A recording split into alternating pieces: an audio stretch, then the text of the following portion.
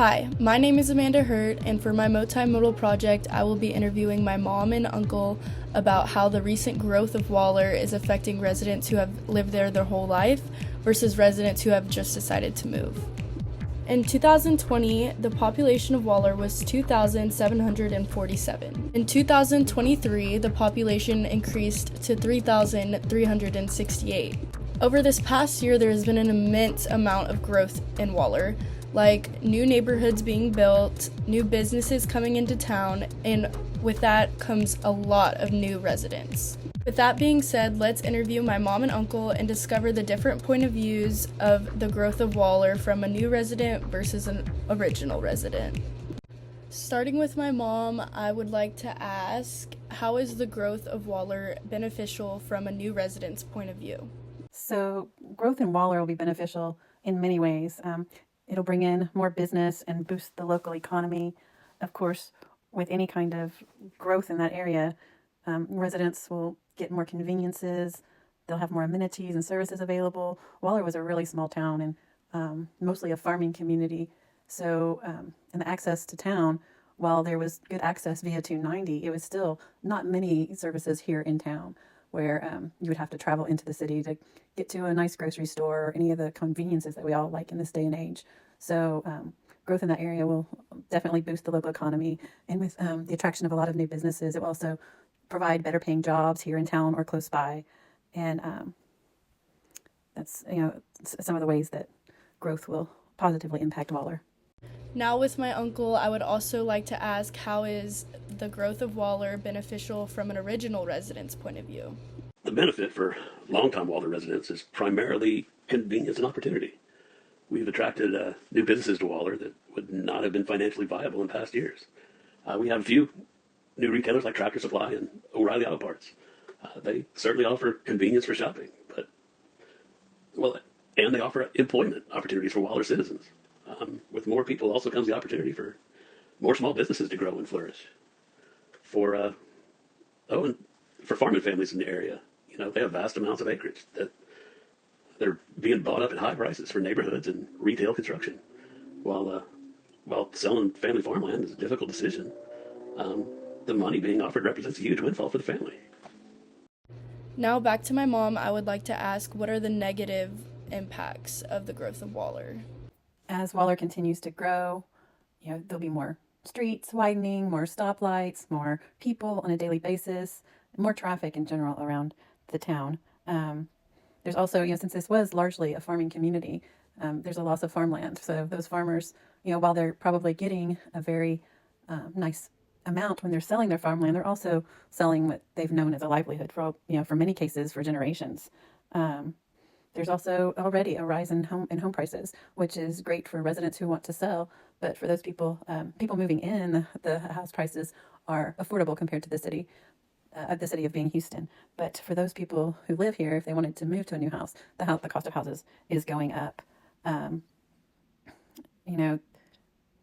Having those conveniences and everything, one of the best parts of Waller is a small town feel. And as it grows, it of course will lose some of that, and it will become more like a large city. So the negative impact is the potential loss of that small town feel, in my opinion. Now I'm curious to ask my uncle, what do you think are the negative impacts of the growth of Waller from an original resident's point of view? Well, there are many negative aspects to the growth of Waller, ranging from economic to quality of life. The economic impacts at this stage are all negative. Property values are climbing quickly, resulting in higher property tax bills. My property tax has doubled in 4 years, and it'll continue to climb based on valuation. The property tax rates are going to have to rise as well. As new neighborhoods and businesses are planned and built, the city government has to build out infrastructure to meet the demand of those new residents. Several road construction and water tower projects have to be completed before the construction of neighborhoods. Because of that, tax rates will have to be increased to cover those costs. So the result is that existing citizens of Waller are paying for new Waller citizens to be able to move in. It includes schools. The Waller School District just completed building a new high school 2 years ago, and it's already at capacity. And just this month, in this last election, we voted for a new bond issue to build more schools. That also raises our school tax rate. As a result, that a higher city tax rate combined with a higher school tax rate is being levied against higher real estate values equals a huge increase in property taxes. Uh, I believe this will drive some long-term residents to move somewhere else. Quality of life aspects that are negative, they're harder to quantify. A town this size, it, it evolves from a community where everybody knows everyone and their grandparents to a place where you can go to the grocery store and not recognize a single face. Uh, or you can go to a football game on Friday night and not recognize any of the surnames of players being announced. That might be silly, but it's a massive cultural change. But those are things that move a small town to just another town. So, Mom, why was Waller attractive to you as a new resident? Why did you choose to move to Waller? Well, I just moved here to Waller in March. So, what I found attractive about Waller is that it does still have the small town feel. It is easily accessible via 290. The 290 expansion project all the way into Houston took years, but now that it's completed, the commute to get out here is much easier. It's more attractive. And there's lower school tax rates here. As I mentioned earlier, housing is more affordable. You can get more for your dollar out the further out you go from any huge city. So those are some of the reasons that I decided to relocate here, and I'm enjoying it. The commute I found, it is still long, but I have found ways to enjoy the commute, listening to books on tape and things. And I know that several people do travel into town, and it just becomes a way of life. It's a good trade-off for the slower pace and small town feeling that you get living here. For my uncle, I'm going to ask, why do you think Waller is attractive to new residents? I think the primary attraction to new residents is, well, the proximity to Houston and a perceived small town Texas way of life. Of course, with each new family moving in, that small town way of life disappears into history. They don't see that irony. Instead, they move in the middle of a neighborhood where every house looks the same, across the street from another neighborhood surrounded by other houses. And then they tell each other, hey, is a small town living great? Now, the last question I have for you, Mom, is how do you think the original residents' day-to-day life will change due to new residents like yourself moving into Waller? So gosh, for original residents, I mean, while it's going to be a slow change because it does take time, and now that these new neighborhoods are coming in, they're seeing what's happening and they're realizing it. But for original residents, this has to be make a huge change in their life. This was, like I mentioned earlier, this was a really small town.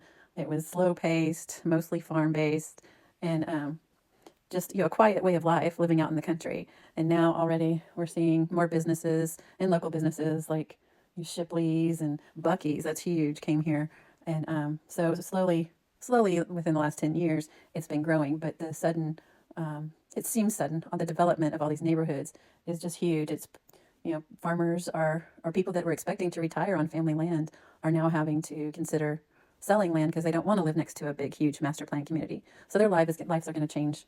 For original residents, it will change quite a bit. More traffic, but at the same time, more convenience. So there's a trade-off with everything.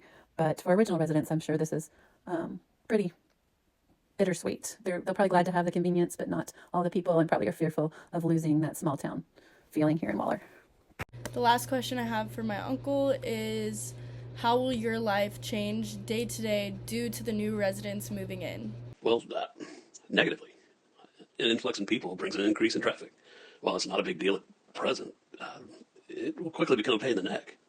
But the biggest is the property taxes. When you're suddenly paying double or triple what you were, it hurts.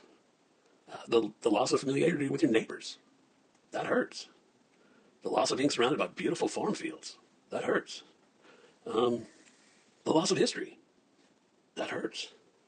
A field that our family worked since 1908 now has a neighborhood with hundreds of houses. Do you think any of those people living there wonder about what happened on their little quarter-acre cookie-cutter house and a tiny bitty patch of lawn? I don't. That hurts. On the positive side, there will be new dining and shopping options, like maybe a new grocery store. We're all dreaming of having an HEB and a Whataburger. There'll also be more opportunities for small businesses.